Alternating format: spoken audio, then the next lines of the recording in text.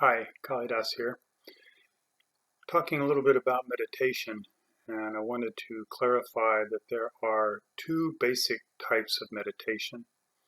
Now, most people are going to be interested in one of them, but I want to make this clarification. They are basically split between people who are interested in being in life, enjoying life, um, and that's great. I mean, that's the majority of us, right? Most people want to have a good time. They want to enjoy their life. And that's perfect. The other side of that, though, are people who are interested only in God. Now, when I say God, as in all of these videos, when I say God, divine love, um, all that is perfect, the divine, whatever terms you want to put on that, please insert that here. What I'm trying to talk about is non-denominational, has no real impact how you think about it, as long as it's something that you consider to be perfect. So whatever that is, insert that in where I say one of the other words. Okay, so the person that is interested only in the divine, that wants nothing but that union with all that is the other side. That's the other basic type. Now, this type of meditation is not for most people. Most people aren't going to go there at all. They would rather enjoy their life, have a nice family, a business or job, whatever their primary desire is, and one should follow those. So, in following desire, that might sound contrary to yoga, but it's not. It's essential in order to get, and the other side, the wanting nothing but the divine, might sound more like yoga, but they're both equally valid. There's neither one is better than the other. They're just very different. So the person that wants to get to that point of divine union, which is the definition of yoga, that comes after desire is fulfilled, and that may take thousands and thousands of lifetimes. It may take decades of life, however you might want to look at it. Whether you go in for past lives or not doesn't matter. The point is that we start off. Everybody starts off in different stages in their life. You're a child. You grow up. You go to school. You get your education. Then you get a job or start a business, and in there somewhere perhaps you get married, perhaps you have children, and all of this is the path of desire, or the path of fulfilling our desires. So that is incredibly important, and it's what most meditations are doing. Meditation in general will teach and develop the person's ability to be willful. So it takes that ability to be willful to fulfill your desires. If you're not willful, you'll sit around and watch TV all day, or I don't know, whatever incredibly passive activity you can think of. You'll just do that, play video games or whatever that is. You know, it's just you'll want to do nothing. And so it's important to find that part of yourself that wants something, that has the desire, and that desire will propel you towards bettering yourself, towards increasing your willpower, towards increasing your ability to focus on what it is you want, and to develop the abilities to go out and actually get that. And this is an incredibly huge project. It takes many, many years to develop that ability. And there are a lot of these meditations that you can do to increase that ability. And I'll be presenting several for you in this series on meditation.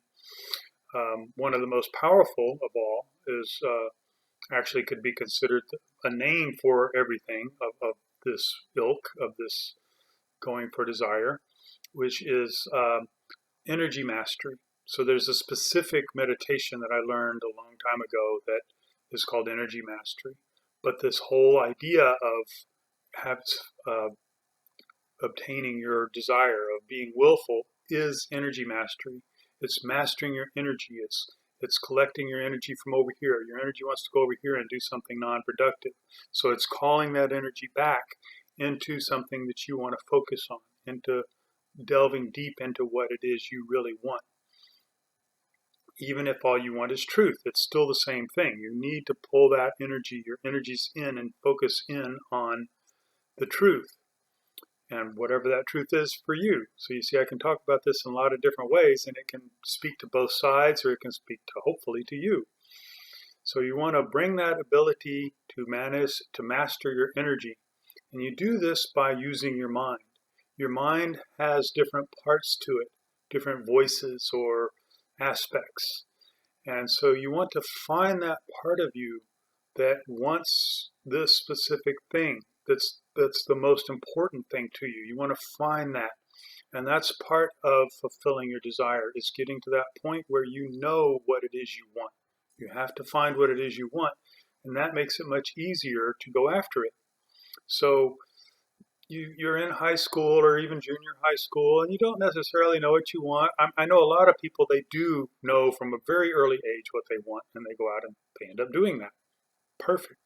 But a lot of people will get into high school, and even in their senior year, they still don't really know what they want.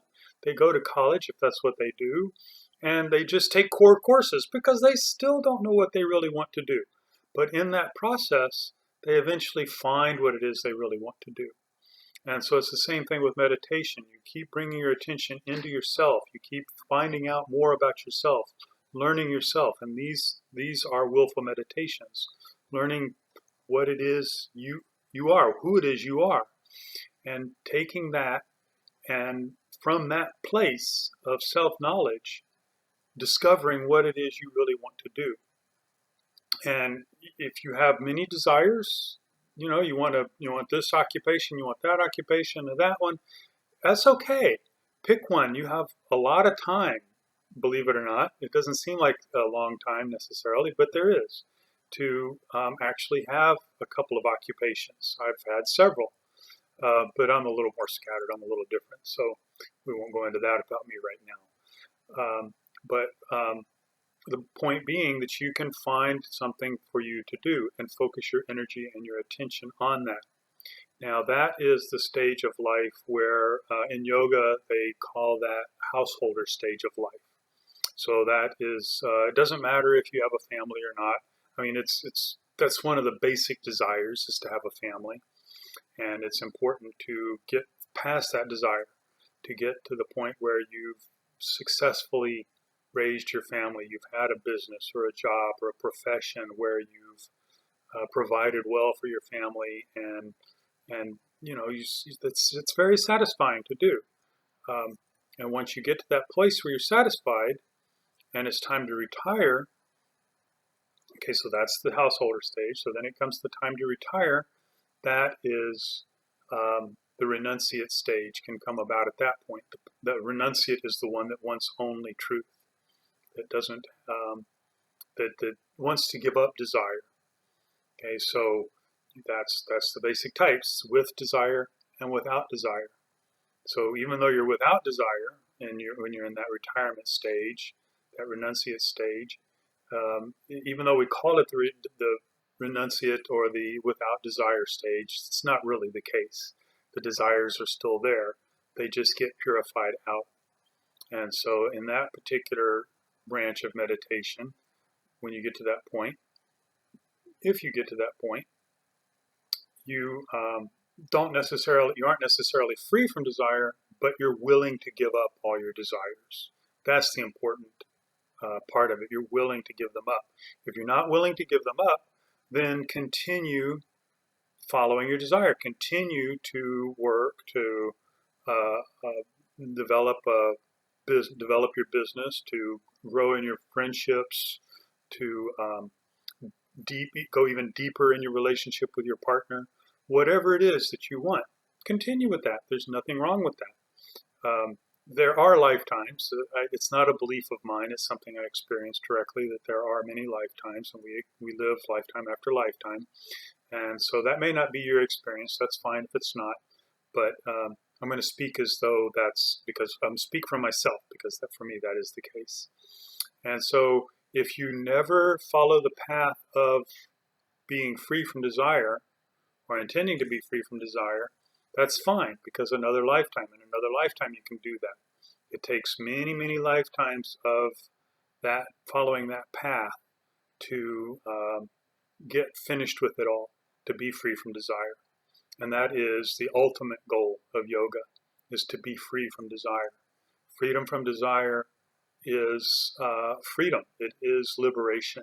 And that degree of liberation is very far, far away from most of it. It's most of us. It's very far, far away from me. And I've been on that path of being free from desire for a number of years now. But I still have a lot of desires. They're still there. And it's a tough path, but it suits me. And once it suits you, it'll be right. So if that's the case, if that's what you want, I won't be talking a lot about that on this series of meditation, unless people really want to know. So if you want to know more about that, please contact me. If you're on my blog, there's a button up there somewhere where you can click on. It says contact, and that will send an email directly to me. If you're more desirous of being on the path of using your will, of obtaining your desires and being free and clearing them in that way, then watch some of these videos, read some of the articles that I might put on my blog, whatever it is that I have available. And you too can feel free to contact me. I'm happy to talk with you about where you're at with your path and what might work for you and what might be the best idea for you. So that's the basic types of meditation, the two basic ones. And now I'm going to stop this video, and I'm going to think about making another video on breaking down the willful meditations. And we'll talk about that later. So you have a great day, and I appreciate your being here. There are a lot more videos like this coming out over the next few months and years on yoga, yoga philosophy, spirituality, meditation, and more. But I can't do this without your help. Would you consider donating to help defer the costs? It would be greatly appreciated. And you can subscribe to Kalidasa.com so you know when anything new comes out. Links are below. My name is Kalidasa, a longtime yogi and yoga teacher, and now I am presenting some of what I have learned over the last few decades. My desire here is for you to find value in your life. And please ask questions and give comments. They help inspire what to present.